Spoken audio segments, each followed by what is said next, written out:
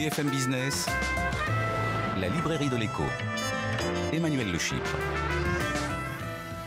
On se retrouve pour la dernière partie de l'émission avec nos chroniqueurs et nos critiques, puisque cette semaine, c'est bien Stéphanie Colo qui va nous présenter sa rubrique Livre d'avant. Mais Benaouda Abdelhaim ayant pris quelques jours de congé bien mérités, eh bien, ce sont Christian Chavagneux et Jean-Marc Daniel qui vont nous livrer leur moisson de publications étrangères. Mais tout de suite, on retrouve Stéphanie Colo pour la rubrique Livre d'avant. Elle s'est penchée en cette semaine de conférence sociale sur la question syndicale.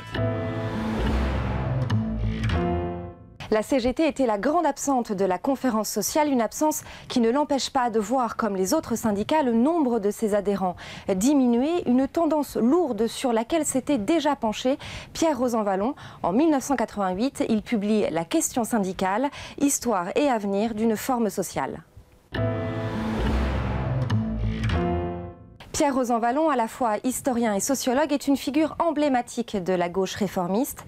À sa sortie d'HEC en 1969, il s'engage à la CFDT. Il est d'abord conseiller économique, puis politique auprès du secrétaire général Edmond Maire. C'est aussi un proche de Michel Rocard. Et en 1978, il décide d'abandonner la politique pour rejoindre le monde de l'enseignement et de la recherche. Pour Pierre Rosanvallon, le déclin syndical s'explique par les transformations de l'économie et de la société depuis la fin des 30 Glorieuses. En effet, jusque dans les années 70, les syndicats remplissaient trois fonctions: représenter des groupes sociaux, contribuer à la régulation sociale et organiser la solidarité au sein du groupe représenté. Or, le lien entre salariés et syndicats a changé et s'apparente désormais au rapport élu-électeur. Les syndicats se sont professionnalisés et sont devenus des agences sociales avec un rôle plus proche du comité d'entreprise. L'autre facteur du déclin syndical, c'est l'évolution même du monde du travail. Autrefois, la base avait une cohésion culturelle, une identité sociale commune. Aujourd'hui, la société s'est complexifiée, le monde du travail est bouleversé et le salariat ne forme plus un bloc homogène. En cause, l'avènement d'une société d'individus qui adoptent de nouveaux modes d'identification. Pour Rosanvallon, le mouvement syndical et l'individualisme moderne ne sont pas compatibles. Il ne faut pas chercher à faire survivre coûte que coûte le modèle syndical.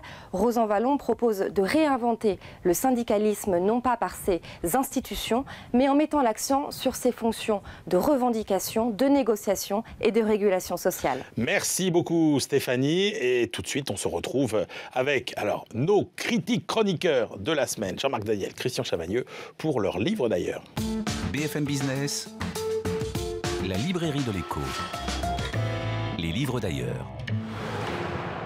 Merci messieurs d'avoir suppléé à Benaouda cette semaine pour nous livrer votre moisson de publications étrangères. Alors on commence avec vous Jean-Marc. Vous avez choisi le papier d'un condisciple de l'ENSAE, mais qui travaille au FMI. Dites-nous en plus. Oui, exactement. Oui, je recommande d'ailleurs aux auditeurs lecteurs de régulièrement aller sur le site du FMI et de regarder les working papers de cette institution qui sont toujours de très grande qualité. Ils sont mis sur le site après tout un travail de lecture, relecture par l'institution. Et donc, et gratuitement, évidemment. Et gratuitement. Et donc, alors évidemment, ils sont dans la plupart du temps en anglais. Et là, en l'occurrence, il s'agit d'un livre qui s'appelle Playing by the Rules, Reforming Fiscal Governance in Europe, par deux économistes de l'institution, deux économistes du fonds, Luc Ayrault et Tao Wu.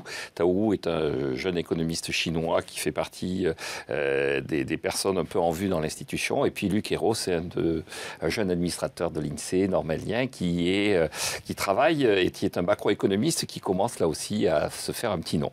Alors, ils parlent de la situation de l'Union européenne et ils essaient d'examiner ce qui s'est passé depuis la crise grecque et de voir quelles ont été les décisions qui ont été prises, comment ces décisions ont impacté le fonctionnement de ces économies et comment effectivement se sont affrontés en fait deux points de vue. Un point de vue assez juridique d'ailleurs, porté par les Allemands, voulant en permanence revoir des règles, mettre en place de nouvelles règles, redéfinir des règles. Et puis un point de vue qui se voulait un peu plus pragmatique, qui était le point de vue porté par les Français. Et ils expliquent bien qu'en fait, si les Français ont fini par reculer, c'est parce qu'ils étaient en position d'affaiblissement sur le sur leur gestion de leur politique économique et notamment de la politique budgétaire. Ils font la liste de tous les pays qui étaient en situation délicate en termes de déficit par rapport au célèbre 3%. Et en 2010-2011, donc il y avait les PIGS, les pays qui étaient désignés par les anglo-saxons sous l'acronyme de PIGS.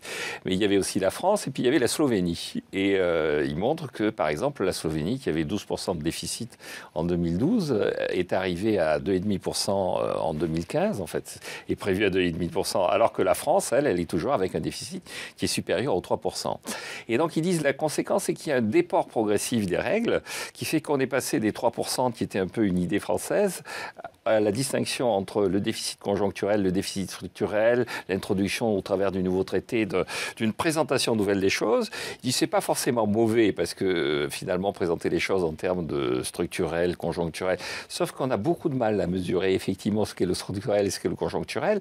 Et donc en fait on est en train d'introduire une forme d'incertitude au nom de principes très très grands et d'une espèce de rigueur germanique dans la gestion. Qui feront bien les affaires des politiques. Et qui va pour s'aménager quelques dixièmes de points de PIB de déficit. Et donc il dit finalement les règles qui étaient illogiques mais un peu arbitraires et assez pragmatiques des Français, les 3%, sont en train de céder la place à des choses très intelligentes, très bien conçues par les Allemands et qui vont générer certainement une forme de désordre au sein de l'Union européenne dont elle n'a pas vraiment besoin. Alors après, il y a tout un tas d'équations, de calculs, mais cette idée qu'au nom de la rigueur, on est en train d'introduire l'incertitude et une certaine forme de désorganisation est assez bien conduite.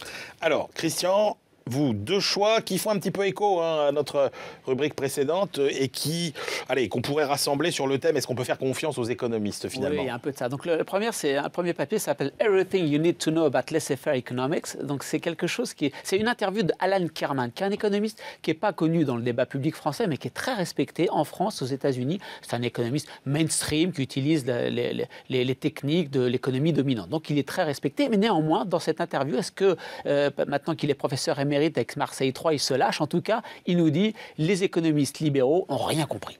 Et il commence par Adam Smith. Adam Smith, d'abord, c'est pas du tout, il était récupéré par les libéraux. Il défend pas du tout l'idée que si vous laissez les gens faire tout ce qu'ils veulent tout le temps, on va obtenir un optimum. Léon Walras, lui, il essaie de démontrer mathématiquement qu'on pouvait avoir un équilibre sur tous les marchés à la fois. Est-ce que cet équilibre est bon ou mauvais pour la société? Est-ce qu'il doit être libéral ou pas? Il nous le dit pas. Hayek, alors les flèches les plus empoisonnées de Kerman sont pour Hayek, il nous dit c'est un homme affreux, un homme affreux. Il cite une interview en disant d'abord il était raciste, il cite une interview qu'on retrouve sur YouTube dans laquelle Hayek dit oh, vous savez moi je suis pas raciste mais enfin les étudiants indiens qui viennent à la London School of Economics vraiment ils sont blablabla blablabla comme tous les Indiens. Bon, vraiment quelque chose de terrible du côté de Hayek. En plus Hayek, pour reprendre le débat de Graeber et le débat qu'on avait tout à l'heure, il était contre la bureaucratie mais Ronald Coase a un prix de la Banque de Sœur dans l'économie lui dit mais Friedrich, vous savez que les grandes bureaucraties aux États-Unis ce sont les bureaucraties des multinationales. Vous dites que la bureaucratie doit mener au fascisme, les États-Unis ne sont pas menés au fascisme et ça n'a pas empêché Hayek de se faire financer la publication en bande dessinée de son livre payé par General Motors. Bref, on passe sur beaucoup de choses et puis à la fin Kerman nous dit le vrai problème des économistes libéraux c'est la focalisation sur l'efficacité. Et là il raconte une petite blague. Est-ce que j'ai le temps de raconter la petite blague de Kerman? Vous n'allez pas nous priver d'une petite blagounette. Alors, la blagounette. C'est un prêtre, un psychanalyste et un économiste qui vont jouer au golf. Sauf que devant eux, il y a quelqu'un qui n'avance pas. Donc ils en ont marre. Ils disent on ne va pas passer l'après-midi. Il faut avancer, il faut avancer. Donc le prêtre en a marre. Il va voir, il revient, il dit oh, les gars. C'est terrible. Le gars qui est devant nous joue doucement parce qu'il est aveugle. Il dit c'est terrible parce que moi, tous les dimanches dans mon sermon, je dis il faut aider les gens qui sont différents et qui ont des problèmes. Et toi, le psychanalyste, il dit ah, mais c'est terrible. Moi, des aveugles, j'en ai plein chez moi. Et je leur dis vous ne vous sentez pas différent, vivez comme tout le monde. Et là, je lui ai crié dessus, c'est terrible. Et toi, l'économiste, il dit ah, c'est terrible. Il dit mais ce gars, c'est vraiment terrible parce que c'est totalement inefficient. Il devrait faire son parcours pendant la nuit. Pardon. Voilà. Donc voilà, c'est cette implication trop forte des économistes sur l'efficacité, des économistes libéraux qui fait qu'ils sont prêts à brader toutes les règles pour respecter cette quête d'efficacité. Et c'est pas bien.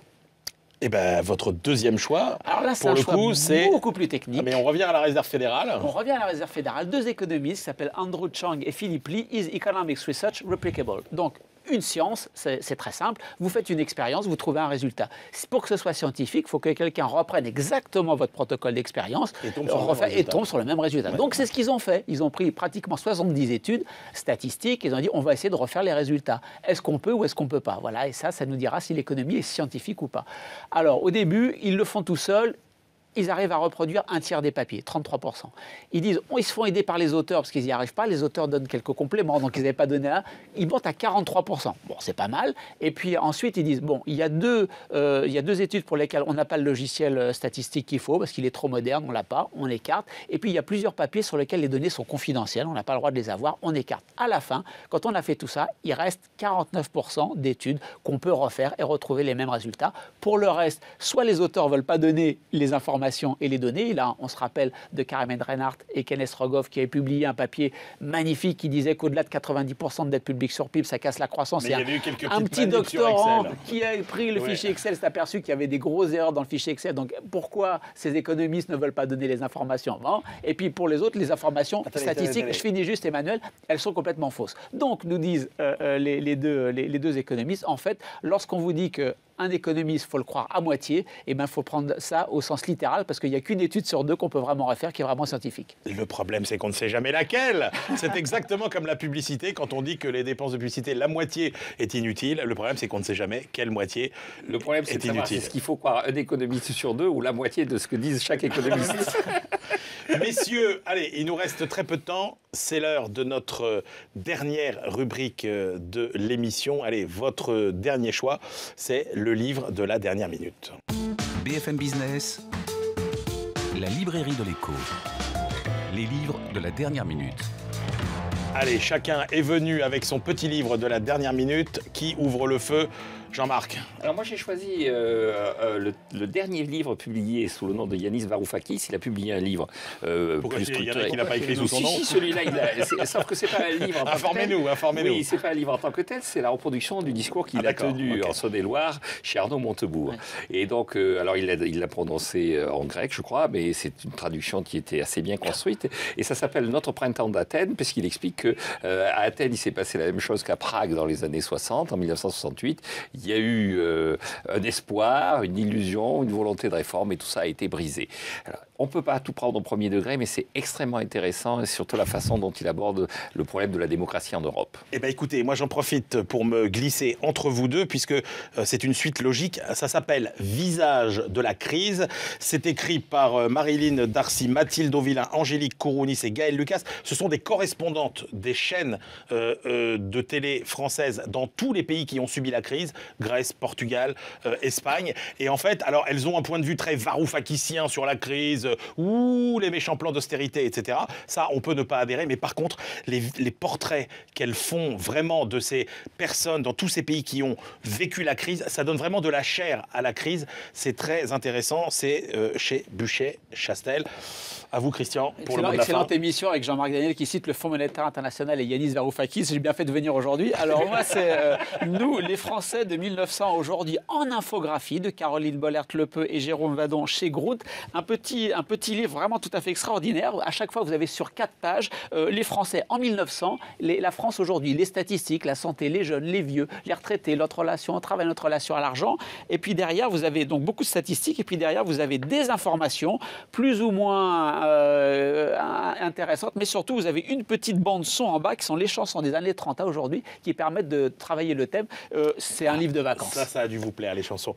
Merci beaucoup à tous les deux. C'est l'heure de refermer cette librairie de l'écho. À la semaine prochaine et d'ici là, bien évidemment, bonne lecture.